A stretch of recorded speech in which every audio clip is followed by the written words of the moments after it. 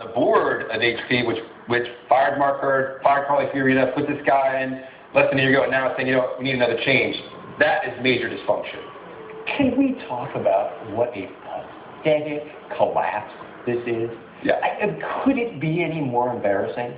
Going back to the scandals about the leaks on the board, the fights, everything else, the CEO dysfunction, the Mark Hurd thing, ousting a CEO who, okay, maybe there was an issue there, but the company was doing fine, bringing in somebody. They're pulling the rug from under him less than a year into his term. He probably found out about it by reading the press, right? It doesn't look like a coordinated leak.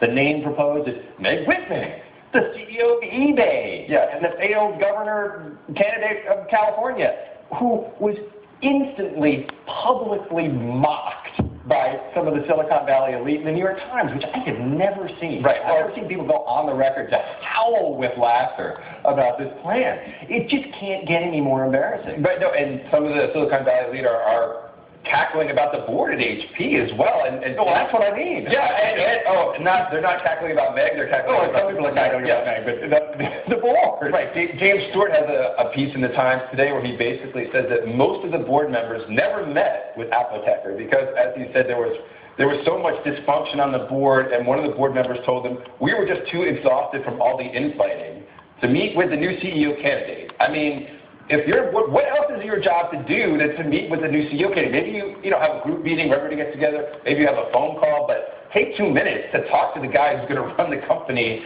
that you're presumably helping to oversee. I mean, it is laughable. It's unbelievable. And the other amazing thing in there is the idea that some of the board is actually supportive of his radical strategy to reshape the business and sell off the PC. Okay, if you support him, that's why you're firing him in the press and talking about who his successor is. By the way, Meg Whitman, okay, fine, did a good job at eBay for a while. I think you could argue that she checked out in the later years. Right, eBay left right at the time. Well, she didn't leave. She left on the job. That's the problem. eBay sort of went over a cliff, and now it's coming back, but only thanks to the new management and so forth.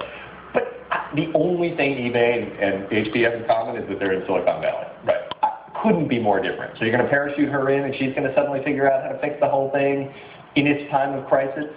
I don't know. The dean of Yale Business School said, okay, it's not a ridiculous choice, but certainly could have been a better choice. There's certainly people within HP who could probably do this. You would think. And, the issue with Apotheker is his bad communication skills, they're saying, but also he's a software guy, and was he the right person for the job? And his radical strategy is to make HP more like IBM, more of a services company. He spent $11 million to buy autonomy out of the UK. People immediately said that. He paid way too much for that.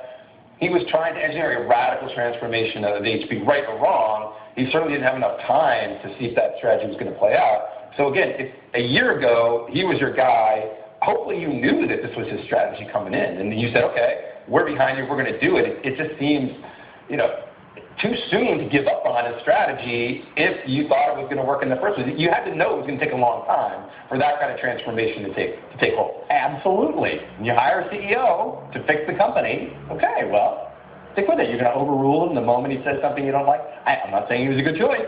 It appeared to be a choice. And when you make a bad choice, nobody needs to throw good money after bad. But the succession of disastrous choices,